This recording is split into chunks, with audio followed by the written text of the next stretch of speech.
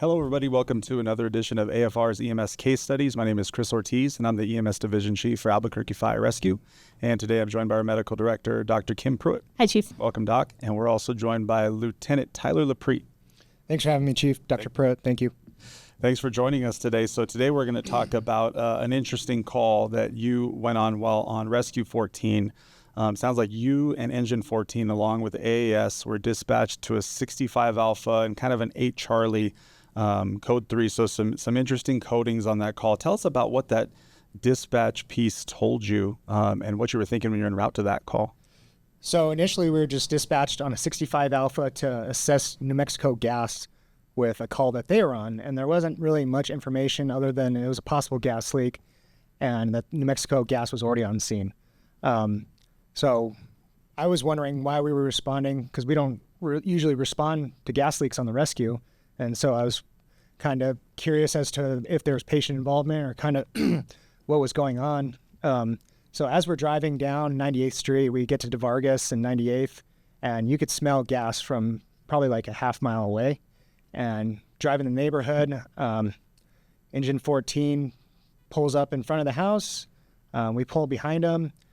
Captain Joe Chavez comes and talks to me, and he just he asked me to go stage a little bit down the street as an EMS standby, essentially, and they were going to go investigate. So he had his pipeman pull an 1 3/4 cross lay.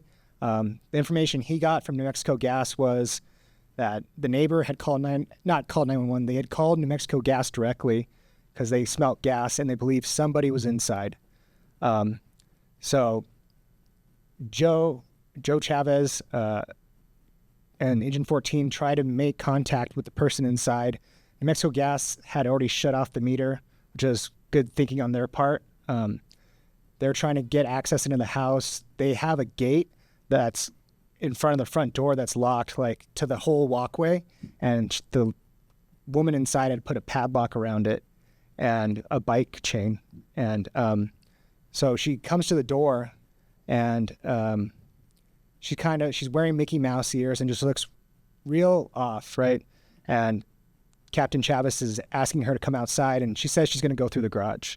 And so she says she's going to do that and closes the door, and the New Mexico Gas guy told Joe not to let her do that.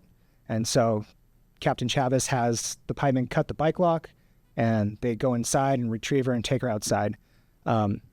Unknowing what was going inside, they were still haven't investigated anything. And so they bring out the patient to me. We start assessing her. She's A&O4. All of her vitals are stable other than she's a little hypertensive and just acting, a little bit like anxious, trying to figure out why there's a gas leak and why she was inside. I honestly was expecting it to be a 9 Bravo is what we were going to find before she came out. So I was pretty surprised that they were bringing someone out, right? So start kind of getting her story. She said she was like trying to fix her stove, and she'd been working all night and got off early in the morning, and she's been trying to fix her stove. And I thought that was weird to get up, work all night and fix your stove, but I'm like, okay. So start taking her vitals. Everything's normal other than the hypertension. I think his initial pressure was like 174, 107, but sats were good. Trying to convince her to go to the hospital, but she's saying she doesn't want to go. She doesn't need to go. At that point, she's decisional. And so I had her sign a refusal, get her out of the rescue. She's walking to the front yard. I tell her she can't go back inside. And then Captain Chavez comes out and informs me that the whole house was booby-trapped and rigged to blow up. And so at that point, that kind of changes my thinking and decision-making at, like, where do we go from here now, right? So we had this lady that tried to blow up not only the neighborhood, but my crew. And so where do we go from here? So I called Captain Breezewine, 7-8, and just try to get his take on it. And he just said to call an MSEP and get permission to restrain the patient. And so at that time, AAS was pulling up. I reached out to Sam Romero and told him the situation, kind of what we got going on. He's a paramedic. I think he's a paramedic captain from AAS. great guy. But he calls Dr. Medoro. Medoro gives us permission to force transport her.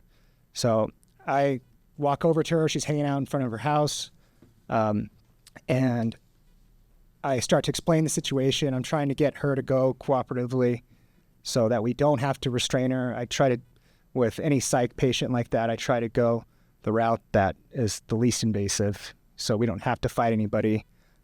She didn't like what I had to say, and she tried to sprint back inside, and I don't know why she was going to run back inside or what her intentions were. She could have been trying to retrieve a gun or secondary booby trap or something, but I bear hugged her from behind, and then the rest of the crew, it was kind of on, and we force restrained her with soft restraints to the gurney. And after that, she relaxed. Now, you had made mention of the house being booby-trapped, and it sounds like obviously there was a lot of gas flowing through the house. It could be smelled up to half a mile away. But there was more to that scene in terms of what you determined to be like a booby trap or a potential incendiary device. Talk with us about what you saw inside that house with you and Captain Chavez. Right. So New Mexico Gas actually pointed it out. They have more experience with this type of stuff than we do. But the woman, the patient, had unhooked her her gas water heater line and opened it up so it would free flow into the house. And she had popped out her attic space so gas would go inside the attic space. And she had set up little Christmas decorations that were motion sensitive. And so that when you walk past them, they're motion sensitive, so it would send an electrical charge and could potentially ignite the gas on fire and cause an explosion. She had also put a trickle charger hooked up to her car battery with a hanging light right above the hood with a baseball bat holding the hood open, which was really strange. And she also had put vice grips on the garage tracks so it couldn't be opened. And so what we're thinking, looking back on it, was when Joe was trying to get her to come outside and she said she was just going to go through the garage, she really wanted to go inside and push that garage door button so that the garage wouldn't go up and it would just keep troubleshooting back through and just never shut off. And I think in her mind, she was hoping that it would blow everything up. It's an unbelievable circumstance and situation. I'm glad that you were able to keep her, although we typically try not to have our folks getting hands-on. Like, I think ultimately that's what was needed, because she would have gone back into the house and then potentially come out of the garage if she could, or triggered some of those things that she had kind of set up in there. So that was a great job. So very unique case. I think one of the keys takeaways here is scene safety and situational awareness. Obviously, we're going to a call that we think is somewhat run-of-the-mill, potential gas leak. We have a patient who may have been exposed to gas. So we do a thorough assessment. She's A&O. She's answering all the questions the way she should.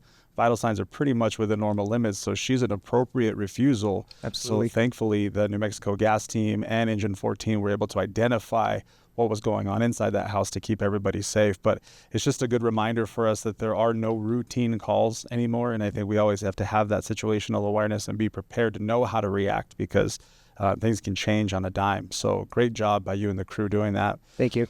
Talk with us a little bit, Doc, about forced transport criteria. I know we encounter this a lot, and we have MSEP through consortium to be able to bounce these things off of. But when you're taking that call on the other line, what are the things that are going to prompt you to take somebody against their will? Yeah, so we really try very strongly to respect patient autonomy, that if someone doesn't want to go, they have that right. But the two things that we do need in order to force someone to go to the hospital against their will is, one, an apparent life threat, and then the lack of capacity to understand the severity of that life threat, or a threat to themselves or others. And that's where you very appropriately recognized that she could have had a life threat with a gas inhalation or exposure, but was demonstrating capacity to you initially to understand that she didn't want to go. But things change, and I think that's where the communication and teamwork here between you guys as a team with New Mexico Gas and Captain Chavez, things changed. And then it very quickly changed categories to now she's not only a threat to herself, but a very clear threat to others as well. And given that situation, that warrants a psychiatric evaluation. at the hospital, and that if further evaluation if needed. And I know we used physical restraints, right? Did you guys have to resort to chemical restraints, or was she pretty calm after the physical restraints were placed? So she actually, once we got her restrained, she relaxed the whole transport. I was able to sit on the bench, take a couple vital signs, and finish my chart. If she would have been fighting us, I could have gone down the chemical sedation route with Versed and droperidol. I like to do 10 of droperidol and 5 of Versed. I found the cocktail works pretty good at still maintaining a patient's airway while keeping them sedated. Pretty good. So that's what I like to do. Yeah, thankfully she didn't need it. She didn't need she it. stayed calm. Doc, talk with us, because these are more often that we're encountering these call types. Talk with us about the BSI scoring and what we should look for as pre-hospital providers when we're deciding if we're going to use medications or not. Yeah, so at the point that verbal de-escalation has failed, we have the Behavioral Severity Index to help score different levels of agitation, and then to help guide sedation dosing, which is really for everyone's protection and benefit. There's a lot of national discussions going on around right now, appropriateness of when and if to sedate patients. And so I think it's a very nice tool to help guide not only documentation and describing a situation, but also dosing. In this case, it's also nice because we have several different medications to choose from that have different effects. I like to also personally use both droperidol and Versed together if needed. But droperidol especially is an antipsychotic, and with a patient who has a history of maybe methamphetamine abuse or schizophrenia or some kind of clear psychiatric illness, I find that the antipsychotics work really nicely there. Thanks, Doc. Fast forwarding now to the scene, we've secured the gas. Obviously, New Mexico Gas helped us with that. In terms of the other items that were set up in the house, did you have to call in additional resources? Did you have to call in PNM and any other law enforcement to the scene? We called in arson, and they came and did their investigation, and they determined that since there wasn't an incendiary device that was set up and nothing had actually been set on fire or blown up, that they were unable to charge her with anything, which is pretty surprising, but that's how that went. So, and then you're able to just re-secure the house. All the utilities were secured, and we were able to leave it and got the patient to her definitive care. And New Mexico Gas actually shut off her gas line, so she couldn't use it for a certain period of time. I'm unsure what the actual specifications are of when they were able to get gas restored back to her house, but it was shut off for a significant period of time too. So definitely a once-in-a-career call, but you guys handled it perfectly. I think the situational awareness was key on both New Mexico Gas's side as well as Engine 14, and then you identifying once you had those other caveats to the scene, you knew that this patient could no longer refuse and made the appropriate call. Thankfully, Dr. Maduro and the consortium team made the right decision to get this patient transported to get the definitive care that she needed. So overall, I'm glad that everybody was safe. I'm glad the patient was safe, that the crew was safe, as well as New Mexico Gas, and really an incredible call. Although once in a lifetime, it's probably rare that anybody would see this again. If you were talking to any new responders, what would you give them as far as pearls that you took away from this event? Kind of like we touched on, that no call is routine, and just to keep your situational awareness and never let your guard down, because a regular 65 alpha can really turn south pretty quickly. I mean, that day, if it went the other way, the whole crew could have died, or it could have just been the engine that got blown up, and we were standing by across the street. So we would have not only had to deal with that situation afterwards, we would have had to help our crew and live through that trauma. Yeah, so, absolutely. Which could have been a career changer, Yeah, absolutely. So, well, great job. Again, I'm glad everybody's safe. You guys did a fantastic job on treating the patient and assessing the scene, keeping everybody safe. So thank you. Thank you for your response. And thank you for coming to talk to everyone about it today. thank you for having me, Chief. All right. Well, that's all we have for today. If anybody has some interesting cases that they'd like to share, you can use the SharePoint tab. You can reach out to anybody from the EMS division and come and talk about your case. People are always nervous to come and do it, but as you see, Lieutenant LaPriest did a fantastic job. We're happy to hear these new cases to help educate everybody. So until next time, thank you.